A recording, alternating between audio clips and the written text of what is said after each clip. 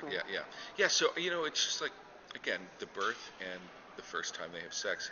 Those are things I think they needed to be as powerful as possible, and I think they are, And now it'll be up to them to decide if they've gone for. I don't think so, honestly, because obviously, there's a certain kind of nudity you can't have, although there's more than a suggestion of it, and there's a certain amount of blood, flying across the room you can't have either. I think it is more in the area of suggestion, but I think it's pretty potent.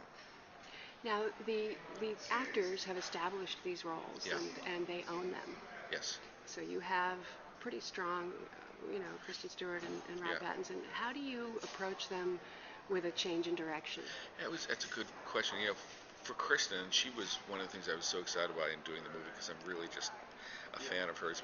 This movie, she's played Bella. She's played this high school girl up to this point.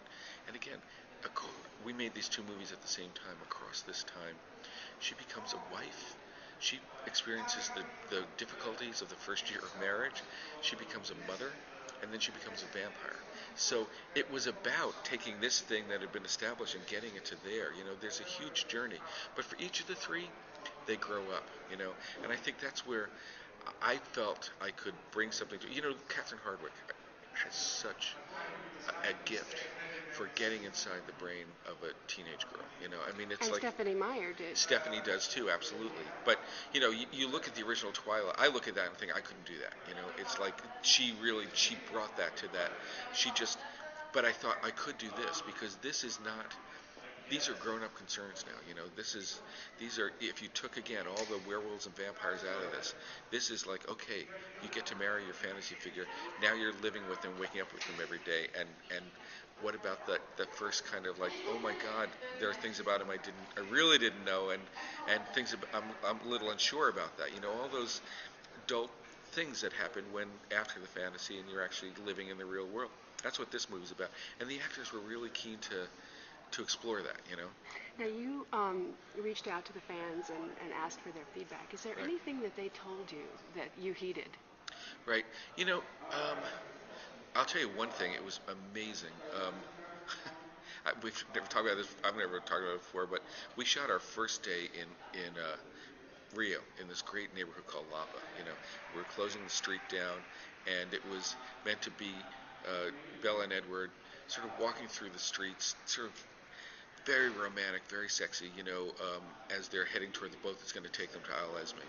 And we'd had discussions, and we decided that at that point, she was going to have her engagement ring, but they weren't going to exchange. There was one moment where we think they weren't going to exchange rings. I think Stephanie had mentioned something about it being an Edwardian wedding, and their rings were out of fashion at that point, So we're on the set, and of course there are paparazzi there. No matter how hard the production had tried, the second story of these buildings were filled with paparazzi. It's 2 in the morning in Brazil.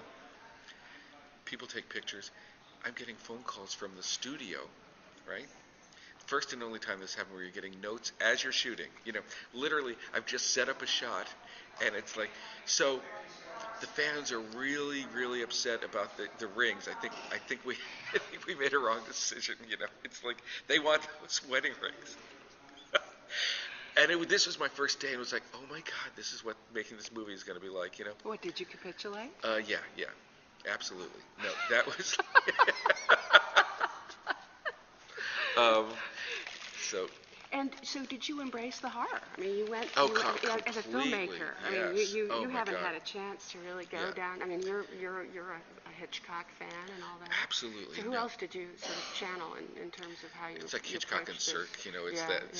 Those. So you are going a little over the top. Well, I hope it's not that, because I mean a charged sense. Yes, it is. It is. I think that was the whole thing, and even having Guillermo Navarro shoot it, who does all Del Toro's movies, there's a sense of really being immersed in this movie, immersed in the experience of Bella as she goes through this unbelievably intense, third act, And also, I have to say, Stephanie had done something interesting.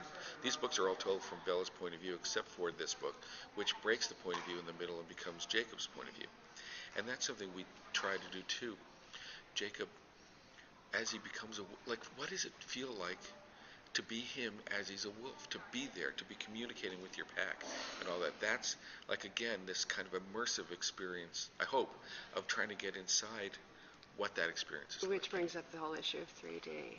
Yes, yeah. So how did you handle that? Well, it was something We all have strong feelings about this, and I'm sure you do too. yeah. Well, my feelings have become clearer since a year ago when we had the original discussion of it.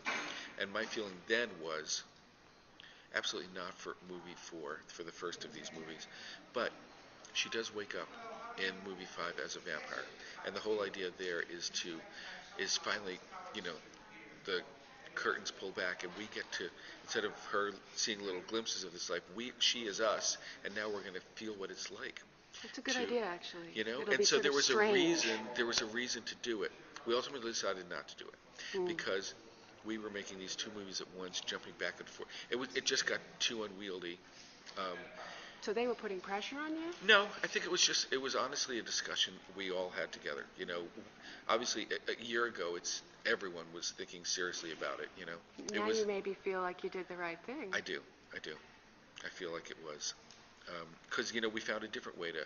Because emotions and people, that stuff isn't for 3D. I don't think it is. Don't tell Jeffrey Katzenberg, but it does. And also I just saw Captain America. It's so obvious to me. You're in period, it's only going to pull you out of it. Right. If you're in some hyper-futuristic universe and all digital, I know, Avatar, then maybe. Yeah. And the thing for me, I did go to the seminars. I want to know what it was like. Sony has this thing, and the stuff. And the thing, it's meant to give you this hyper-real experience. But the thing is, once you get to know it a little bit, all it is, it's this cardboard plane and this cardboard plane. I still, when it's used like Avatar and it's those things flying through the air, and there are brilliant ways to use it, but I still think in the more ordinary ways in which it's been used, it's as artificial as a studio movie from the 40s, I think, Enough, and I couldn't agree with you more. So where are you in the process of shooting the final film and finishing the final film? We shot the two movies together. I've just finished the cut of the first movie, so we're now going to finish off the visual effects. We're going to score at Abbey Road in September, and it's a crunch kind of to get it ready for release in November. And then sometime around October, I'll the second movie, which is kind of assembled, it's in a drawer. I'll open the drawer and get into that. And you'll go, oh no. Exactly. I know. It's very weird. It's very weird to be. I'll be cutting stuff that by then I would have shot a year earlier, which is a new feeling, And what about the new elements that you've brought to this? That are there some things that are going to be new, sort of fresh and new to the fans that they might not expect? I mean, changes you've made. Yeah, I think so. I think there are some big, in general, there are big changes. A lot in the second movie, but even in the first movie, I think the fun of this is. The opportunity of it is that there is this huge audience there watching and waiting, so it's fun to play with them, It's fun to play with, was that, how you do the sex scene, and, or how you do the wedding, like, trick them a little with expectations and then a little, you'll see what I'm talking about, but I mean, I think that's, it's a rare opportunity to know that your audience is that knowledgeable that you can pull the rug out from under them a little bit too, in a fun way, Yeah, no, but without going too far. Well, and alienating exactly. With rings. Right. And then the other thing is that these, as we said before, these actors have matured and grown up, and have they become, better actors? And are they more?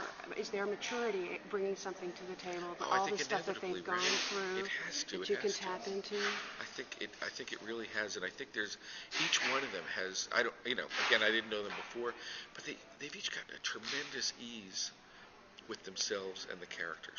I would think so. Taylor is just a natural. And Rob too. I think you'll see with Rob. That's a very brooding character. I think, and an idealized version of, a guy, this guy that every woman wants, or a lot of women. I'm Team Edward. Right. All the way. But you'll see there's more, because I'm sure you've talked to him. Rob's a very funny guy. He's very witty, and he's easy to laugh, and more of that has made its way to the movie. He's found ways to bring himself in more, and I think that's always when something really starts to cook, you know? When you, I mean, and certainly Kristen always. Kristen, the Bella of the movie, of all of the movies, I think, is equal parts what Stephanie Meyer created and who Kristen Stewart is, you know? Thank you, Bill. Thank you, Anne.